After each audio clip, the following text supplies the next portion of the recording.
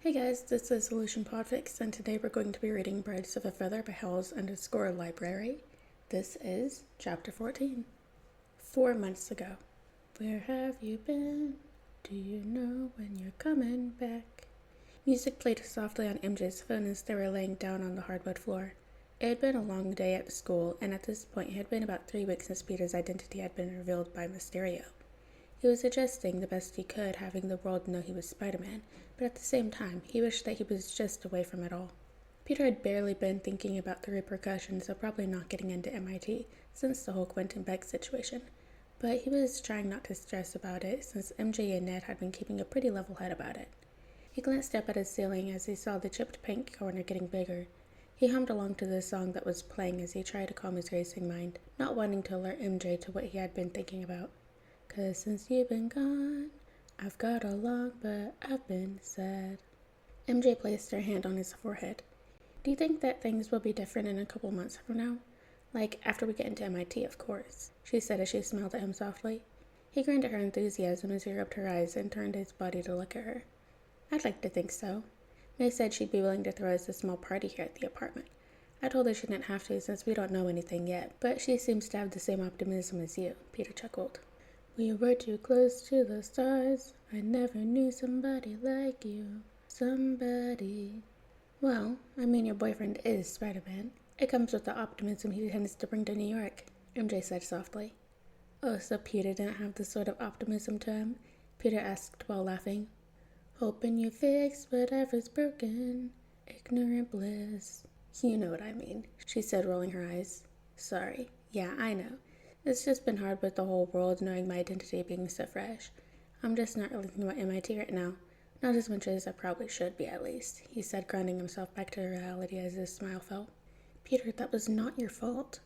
Whatever has been said about you, you know it's not true. The Daily Bugle can kiss my ass for all the rumors they were spreading without having any facts, she assured him. Peter gave her a small smile and then looked back at the ceiling as he sighed and then took a deep breath and closed his eyes. So close yet so far away, so far. I don't, how to be so low, no. I just have this sense of like impending doom. I'm not sure. It feels like things are going to get worse before they get better. I'm worried about you, and Ned. I'm worried about May. When people know about the little guys and then the bad things happen, it's usually because of, well, you know, he said quietly. He had been trying to keep a positive mindset about the whole ordeal, but it was definitely easier said than done. He didn't want to bring down the mood with MJ and Ned, with people coming up to either heckle, threaten, or insult him, or ask for a picture. It was giving him whiplash. He didn't want them to be more involved than they already are. So don't go, oh no, just say you and I were bright, shooting through the sky daily, yeah. MJ sighed as she sat up on the floor and turned to face towards Peter. I know. That's why I've been trying to be more cooperative around you, and as much as I appreciate you worrying about me, you know that I can handle myself, and I can handle Ned.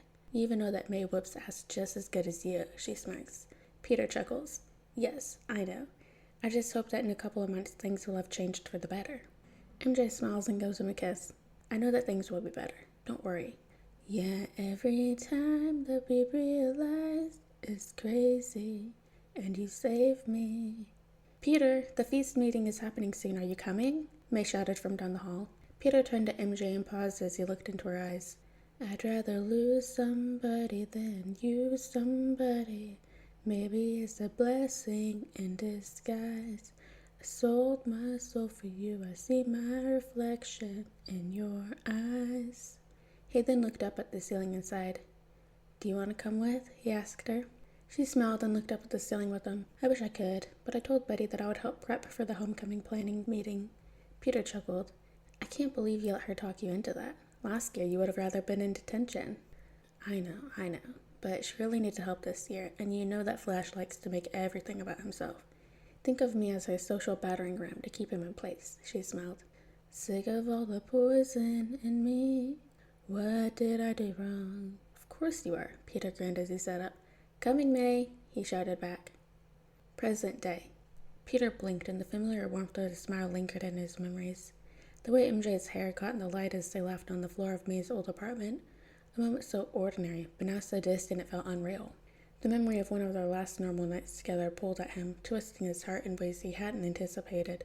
For a brief second, he had her back. He had May back. For a moment, he wasn't alone. He shook his head. He isn't alone. He has support. He was in Gotham, and he had the support of the Bats and other members of the Justice League alongside the Teen Titans. The sharp crackle of magic pulled Peter from the past, wrenching him into the present. Wayne Manor reappeared around him in a swirl of red mist, snapping him back into Gotham. His feet hit the floor hard, sending a jolt of pain through his legs, but Peter barely noticed. He stumbled forward, catching himself against a wall as his senses flooded with a sudden shift in atmosphere. Beside him, America, Gwen, and Dick appeared, their bodies solidifying from the haze of red energy left behind by Wanda Maximoff. Wanda's last words echoed in Peter's head, but the cold, heavy weight of responsibility settled deep in his chest. Peter quickly made his way over to America and hugged her tightly. He blinked the tears that were forming in his eyes from the memory he just relived, and also having to recall what he told America, plus attacking Damien accidentally. I am so sorry for what I said to you. I know I'll probably keep saying that over and over again, but you were important. I don't know what came over me. I was acting so fucking stupid and like a brat. You came all the way to help me, and I didn't even acknowledge probably how hard it was to get here. I know strange probably against his advice, and you don't deserve me taking out all my anger and frustration on you, whether I'm under the influence like Kython or not. It's not fair. He was rambling. Peter, it's okay. I forgive you. I know you said some horrible things to me, but I also know that you have gone through unspeakable things and under the influence of even worse. I know you probably don't want to make an excuse for yourself, but if someone has one, it's you. America says, interrupting him and returning his hug. There was a small pause as they hugged. Thank you for everything, Peter whispered. America pulled away and looked at Peter, then to Dick and Gwen. I think we need to address some more important matters right now. Peter blinked quickly and then looked at Dick and nodded. Right. We need to tell the others, Peter muttered, his voice hoarse. Dick, always the leader, nodded. Let's gather everyone. They need to hear what just happened to us. Hopefully we weren't gone for too long. It took a little while for them to catch everybody up to speed on what had happened to them. Bruce and Jason were a bit hard to calm down, since getting them to be convinced that they weren't under the influence of dark magic was a tough one, but Zatanna and Constantine were able to help with that one. Explaining the Scarlet Witch a bit more, along with Doctor Strange and what had concluded with Kython, Bruce seemed a bit skeptical at first, but understood the need for them to gather and reconvene with all the information they had collected. Peter quickly went to hug Damien, who was adamantly against the hug, but returned it nonetheless. I am so sorry, Damien. Please tell me I didn't hurt you, Peter sighed. Damien slowly pulled away and sighed. There was no need for a hug, and please, as if you could ever hurt me. Damien scoffed as he crossed his arms. Peter laughed as he hugged Damien again, while the latter rolled his eyes at the second hug. The Bat seemed happy that Peter was somewhat back to his usual self. Peter had even noted that his feelings of hopelessness had lessened, but something was telling him that there was a reason for that. The Batcave was buzzing with activity when they entered. Bruce, Tim, Jason, Barbara, Damien, Zatanna, and Constantine were all waiting, their faces grim. The tension was palpable, like a storm waiting to break. Peter swallowed hard, his pulse quickening. He wasn't used to being the center of attention in a room filled with people this capable, this strong. But now, they were all waiting on him, waiting for answers. He felt Gwen's reassuring hand brush against his arm, grounding him. Dick stepped forward first, his voice firm and steady. We have news, like we said. Wanda sent us back, but there's a lot we need to discuss. Peter, I think it is probably best if you tell them what Wanda said. Peter took a deep breath, steeling himself. His eyes flickered over to Zatanna and Constantine, both standing off to the side, watching him carefully. Wanda, she believes that something far worse than we imagined is happening. She said that the Kython, an ancient dark entity, is making his move, and because of what I did, crossing universes, I've created a ripple in this world's timeline. Kython is trying to absorb this universe, and he's using the chaos to strengthen his hold. The room fell silent. Every eye was on him, but it was Jason who spoke first, his voice low. Zatanna has been saying something similar. Zatanna stepped forward, her expression serious. The multiverse is fragile, but Gotham is particularly vulnerable right now.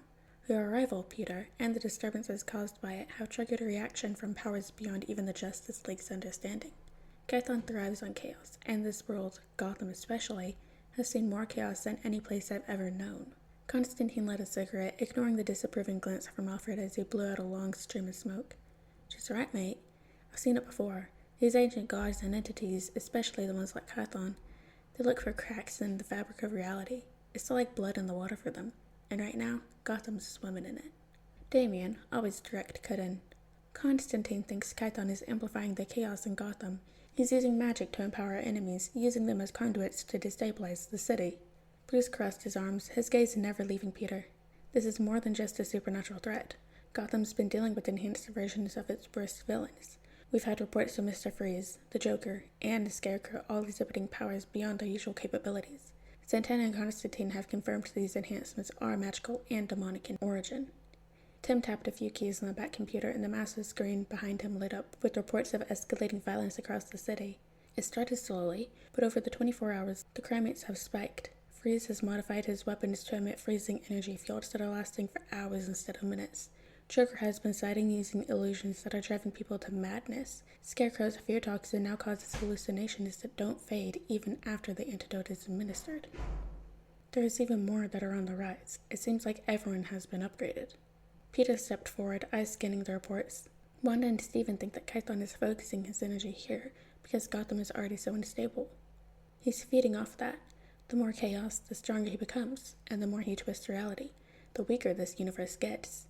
If he succeeds, it'll consume it, along with everything and everyone in it, and I am a catalyst, the center point. Jason clenched his fists. So what do? We can't just send Peter away, and we aren't just sitting around waiting for this thing to tear the world apart, are we? No, Bruce said, his voice commanding the room. We're taking action. Gotham is already falling apart, and we can't let that continue. We're going to need to hit the streets and contain these threats before they get worse. Santana and Constantine, you two need to find a way to sever Kython's connection to these enhanced villains. If anything, talk with Peter and see if you can put in communication with Scarlet Witch and Dr. Strange. Santana nodded hesitantly, giving a side glance to Constantine. It won't be easy. Kython's influence is subtle, and cutting him off from his conduits will take time and precision. But we'll do whatever I can to stop him from gaining more ground. Constantine exhaled slowly. Kython isn't just using these villains to stir up trouble. He's probing, looking for weaknesses in the reality's barrier. We need to seal them before he can break through completely. But if we get too close to them or these sources, he'll know we're onto him. Bruce's face hardened. We don't have a choice. This isn't just about Gotham anymore. If we don't stop him here, the whole multiverse could be at risk. Constantine winced while looking back at Santana. Then maybe this doctor or the witch can be of assistance to us with this. We can even reach out to Fate, Shazam, or Diana for some assistance on the multiversal side. Santana nodded as they both made their way to one of the many computers in the room. Peter's thoughts raced as he processed the situation. This was bigger than anything he's ever faced. Even after fighting multiversal villains and battling the consequences of his own actions, this felt different. The weight of responsibility was suffocating, but there was something else too. Fear. Fear of what he might have already set in motion, and fear that he wouldn't be enough to stop it. But how do we stop it? Peter's voice cracked slightly. Wanda and Steven were holding him back, but they won't be able to do that forever. Kython is using me, using what I did as a way into this universe. If we don't close that door, he'll consume everything. Bruce's gaze softened slightly. You're not in this alone, Peter. We faced impossible odds before, and we've always found a way. We will this time too. Tim looked over at Peter. We've already started researching ways to deal with Kython, but it's going to take time. Zatanna is working on a spell that could cut off its power source, but we need to make sure that Gotham doesn't descend into complete chaos before then. Zatanna sighed, turned to lean on the wall as Constantine tapped away with magical sparks flying from his fingers. And that's the problem. Magic this powerful doesn't just fade, it needs to be burned out or sealed off. Kython's feeding on Gotham's instability. The more chaos, the stronger he gets. It's a vicious cycle, and we're racing against the clock to stop it before it becomes unstoppable. Peter clenched his fist, staring at the ground. I caused this. All of it. If I hadn't come here, this wouldn't be happening. Jason stepped forward, his voice gruff but reassuring. None of that matters now. What matters is what you do next. You're not a victim here, Peter. You're a fighter, just like the rest of us. And right now, Gotham needs you. There was a beat of silence as everyone took in the gravity of the situation. Then Bruce spoke again, his tone firm. Alright, here's the plan. We divide into teams. Damien, I need you to guide and lead Peter, America, and Gwen to the northern sector. It looks like Poison Ivy has made a resurgence there. Blue Beetle and Ravel will meet you there. Zatanna and Constantine, I need you two to focus on tracking Kython's magic and cutting off his access to our world. Dick, Jason, Tim, and Barbara, you'll focus on stopping Freeze and Joker. Clark has offered Kara and Khan to help out. It looks like him and Donna will be helping me handle Scarecrow, Two-Face, and the Penguin. Everyone nodded, the tension in the room thick but purposeful.